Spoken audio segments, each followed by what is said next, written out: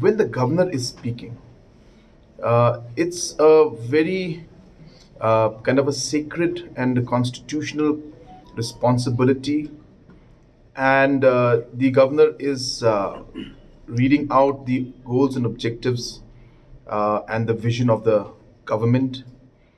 And this is something that is a moment that is very, very, as I said, it's very, very constitutionally very high, and one should not take it in a very light manner.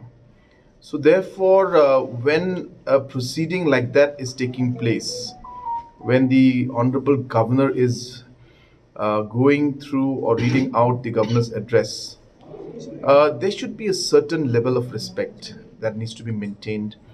Decorum needs to be maintained in the House.